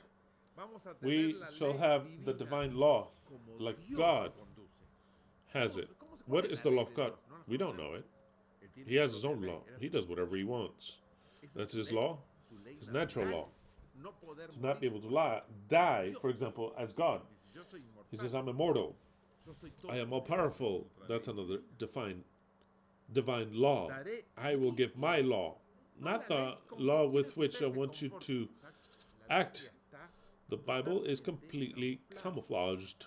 It's not talking about a law like the Torah. It's not talking about a new law because we don't want him to give us a new law. The Messiah, the one that has the mind of the Messiah, says, I don't want you to give your law, mind you. I'll do the laws. I'll make the laws. I know your laws already. We practiced them over 600 years, your laws. I live with your laws of curses. Now I want something else. I want you to anoint me as God. So then Yahweh says, okay, then I'll give you my law, the divine law, in your mind. And I will write it in your heart. The mind is not the brain. It's kind of like Hammer discovered. It's psyche, brain, organ. So then in our psyche, that of course it's got laws, and losing laws, every last one of them, losing laws, Yahweh says, no, I'll give you a divine psyche, my psyche. That would be something enough to rule this world. You need the mind of God, all powerful, intelligent. There you have the seven spirits. That is the mind. It is very easy. What I'm saying, it is very easy to understand once you read that the Messiah is anointed with seven spirits of strength, of intelligence, of power, of wisdom, of advice. That is the divine law. That is the law of God. It is not thou shalt not kill, thou shalt not steal. No. It's not that. It is no human law of all those ones that you can't do, can and cannot do. It's not that. It is natural law. The power of what you can do. And also of creating, of changing the nature of human beings, of vegetation of this world, to have power to stop and change the atmosphere, the weather, the earth, the oceans. Those are the divine laws. I will give my divine law in their minds, in their psyche, and I will write it in their heart. In other words, our genes will be divine genes. That group, that Messiah, that is, it is not the same genes as humans. No. There will be a difference, like I've always told you, between the Messiah and humans. That is why we either have the mind of the Messiah or we have the faith in the Messiah. We either have the faith of the Messiah or we have the faith in the Messiah. Between of and in, it's all the difference. Either you're the Messiah or you believe in the Messiah.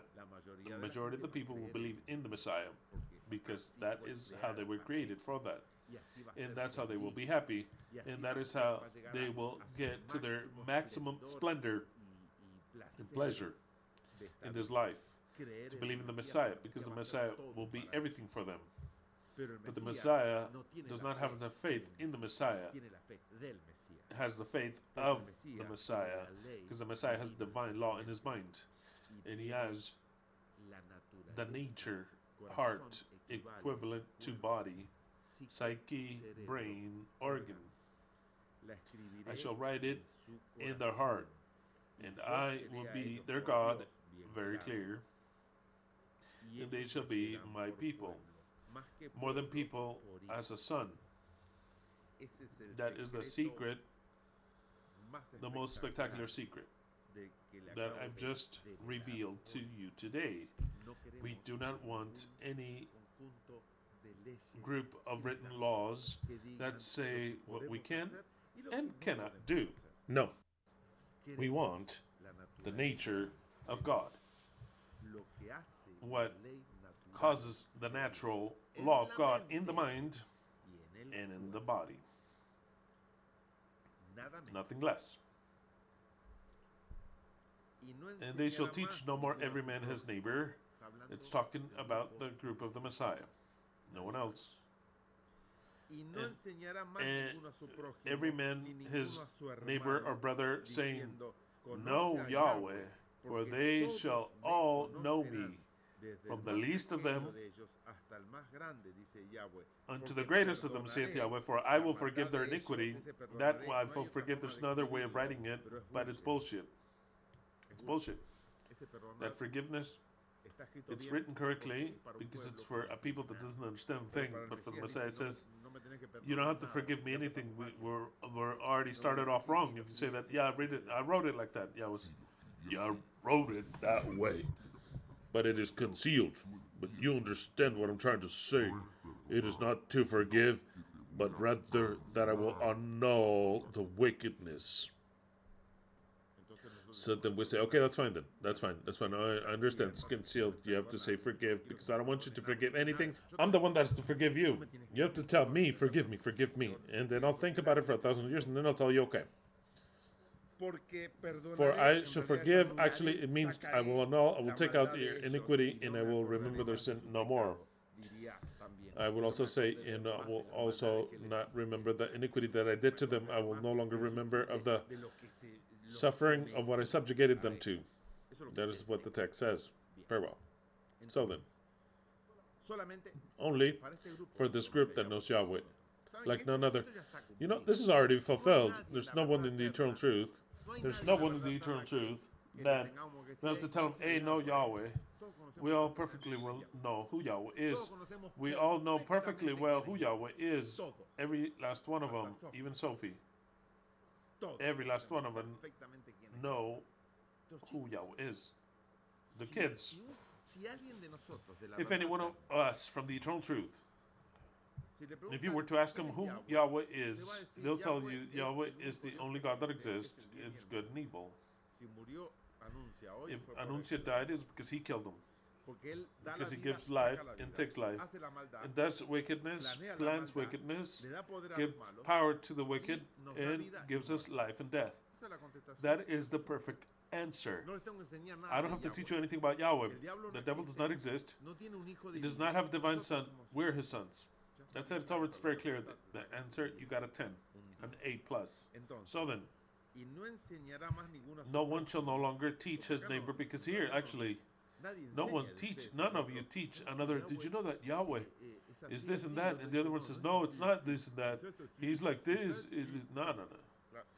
We all understand clearly. Supposedly, I trust this group. I have faith. Like I say, I have faith in this group that clearly understands who Yahweh is. And they don't need to ask you. You listen to me because we get a lot more information and we're preparing ourselves, but we understand it clearly about who Yahweh is. Whatever LVEI understands clearly who Yahweh is. Don't anyone tell his brother, say, no Yahweh, for they shall all know me. We know him well. And we signed very clearly a declaration. That is what it means to know him perfectly well. From the least of them unto the greatest of them, saith Yahweh. For I will forgive their iniquity. The iniquity, it's not iniquity, their curse. It's not even well said.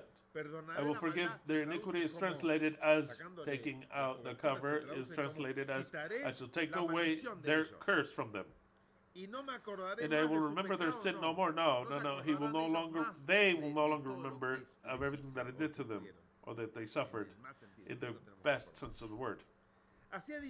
Thus saith Yahweh, which giveth the sun for a light by day, and the ordinances of the moon, and of the stars for a light by night, which divideth the sea when the waves thereof roar. Yahweh of hosts is his name. These are a part of the laws. Notice,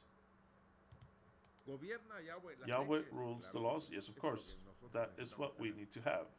He says that gives the sun for the daylight. Now, the Messiah has to give the sun for the daylight.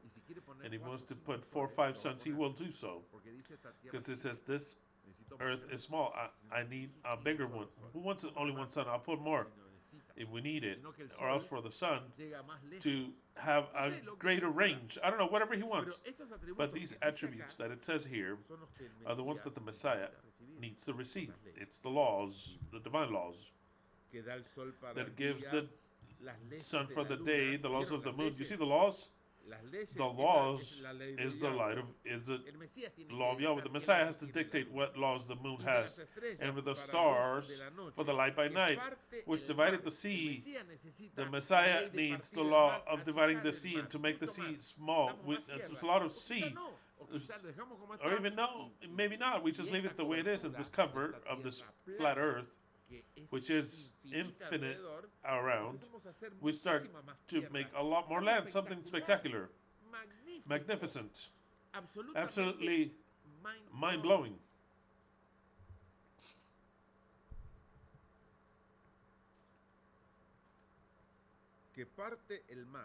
Which divided the sea when the waves thereof roar. Yahweh of hosts is his name. If these laws depart from before me, saith Yahweh, and the seed of Israel also shall cease from being a nation before me forever. It's talking in a figuratively way. It says, like, you see that I rule all this, and that it never fails. It never fails for me to send the sea and to swallow up a place of or the floods. It never fails. You know that I rule them. He says, well, that is so true. As much as that I will give the power to the Messiah. That's what it's saying. Believe it, he says, believe it. Because since you have the light of the sun, so will the Messiah light up. I have the power to do so. That is the whole sense of the text. Thus saith Yahweh.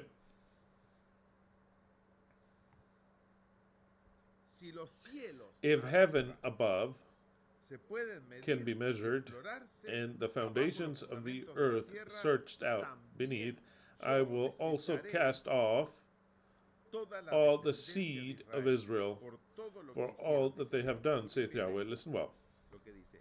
Listen what it says, not Israel, but it's the Messiah. Just as Yahweh has said, if the heavens above can be measured and be explored, and the foundations of the earth searched out, it cannot. Only Elon Musk can do that. And Trump, which will get to Mars, and I believe it. I believe it. He will put the military police, space police, the space army, and all the fucking bitch that bore him, and only the brain, marvelous brain of Elon Musk, with his special greetings, can he achieve that. We will go to Mars with Trump and with Elon Musk. So then, if the heavens above can be measured, and the foundations of the earth searched out beneath, we can even advance to 12 miles, and that's all. Those are the foundations. Of the earth, I will also cast off all of the seed, and it's not the descendants, it is the descendants of Israel, it's the Messiah. Also, cast away the Messiah for everything that he did, saith Yahweh. Okay, I'll read it backwards. Just as the heavens above cannot be measured, they cannot be explored, they cannot be explored, no one can go up to anywhere. We haven't ever gotten to the moon. It's impossible. Only the Messiah will do that. Whatever the fuck he wants. To go to the moon, change the moon, see how the moon works. But well, I'll read the text the way it is. Backwards. Thus saith Yahweh, the Creator. If heaven above cannot be measured, nor search out beneath the foundations of the earth, I will not cast out, will also not cast off the seed of Israel. I will not cast off the Messiah. That is what the text is saying when you turn it around. The heaven cannot be measured or explored, except, like I said, Elon Musk and Trump. But the rest cannot, and NASA, of course. Great NASA, Elon Musk and Trump. Behold, days cometh, saith Yahweh, in which the city shall be built unto Yahweh, from the tower of Hananel unto the gate of the corner. Okay, correction. Behold, days cometh, saith Yahweh, that the city shall be built unto Yahweh. No, the city will not be built unto Yahweh. It will be built unto the Messiah. By the Messiah and for the Messiah. Yahweh will be in seclusion for 1,000 years. Just in, so that the text is understood. Or else everyone will be waiting for the Messiah. You know what disaster it would be if I played the way it is. Every group that has ever existed would think they're the Messiah. I am. That would be a chaos. No, it would be someone else, someone divine. Okay, whatever.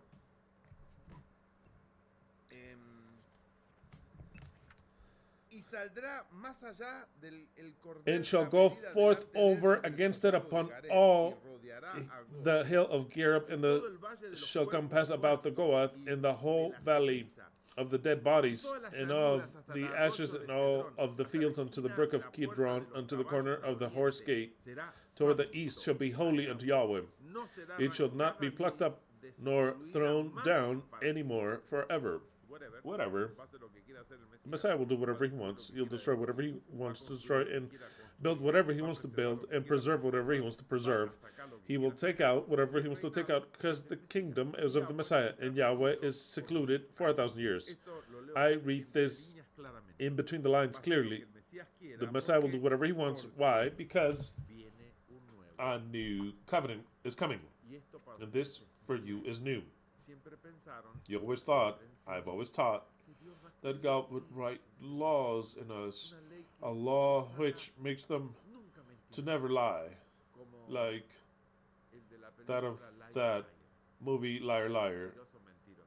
Liar, Liar. He wanted to lie, and the truth would come out. So then, if we have in our nature not to lie, and even if we want to, we cannot lie because we can't. So then already we become a human being to becoming a computer. A computer. We don't even go from being a human to something superior, but no, something inferior, a computer that's programmed. If you think that God would place laws of how to act, He would make us a computer. And I do not want to be a computer when I want to be a God. So then He says, I'll give him the laws, my laws. What is your law? To be God. To have the power of God. To have the intelligence of God. The wisdom of God. To have the advice of God. That is what I'll give you. And what do we say? Either you give us that, or don't give us shit. It is as simple as that. On my behalf, either you give us that, or shove it all. Just shove it all. Give it to the Catholics, the Jews, whatever. Give it to the Jews. The fucking Torah. Just like that. Give the Jews the fucking Torah. Give the Jews the 613 mitzvot. Shove them way up there where the sun don't shine. And where the sun does shine in every one of their entrails for it to flourish, every last one of them. And then it'll be easy to control them. Imagine the Jews that have all the Torah inside, to put it up them everywhere.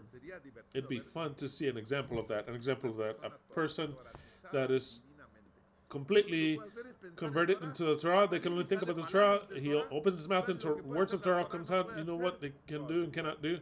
Well, it'd be laughable. A person with the 10 Commandments would be laughable. To have them like that cannot think. I want you to think, if you have a law that does not allow you to do things, intelligent things, that you're no longer intelligent. You're no longer intelligent. You're a machine. A non-intelligent machine. We'll continue to repeat this next Shabbat because I have to pause right there. So then we'll go back because it's a fundamental subject to understand what law we hope for Yahweh to write in us. Because if it comes to write a law in us, the Ten Commandments, I'll die. I mean, I'll leave here. I'll shut everything down. And we'll say, we don't have the mind of the Messiah. We don't even believe in the fucking Messiah. We don't believe anything. If you're going to write laws, we don't want anything. We don't want anything. If you're going to write laws that we know, no, we don't want anything. We don't want anything, nothing. They write it on someone else, but not us. Now, if you're going to change the nature into laws, then yes, of course, of course. You wrote laws, you son of a bitch. You wrote all the fucking laws that Hammer discovered and a lot more that maybe he didn't even discover. You wrote the law of growing old, you fucking son of a bitch, and the bitch that bore you. We grow old, and the fucking bitch that bore you. We grow old and we die. Anuncia died 94 years old, so old, with pain, suffering. She was in the hospital when she said, I want to sign the declaration and the edict of Yom Kippur, LVE 2024. It came from her, but she was in the hospital in a bed. Do you think that it is fun? It is enough to insult you, fucking Yahweh. That law is the one that you have to eliminate. You are an assassin. And you stole from us on the same law that you have, that same law. And if you're not going to give us that, then fuck off. Psalms 78, 1 through 2. Hear, my people, my law. My law. And hearken your ears unto the words of my mouth. And I will open my mouth in Proverbs. I will speak things hidden from the ancient times. The destiny is written. The end is inevitable. Semper Fi. Let the laurels be eternal, that we knew and we shall know and deserve to achieve. Crowned with glory, let us live. The new law of Elohim that he has to give us. Or let us swear with glory to disappear. If there's no divine law, we don't want any other law. Long live the bride, the Argentum bride, the sons of Elohim, the Messiah, the Jesus, the Christ, that is present and is the one that is about to receive the law of God.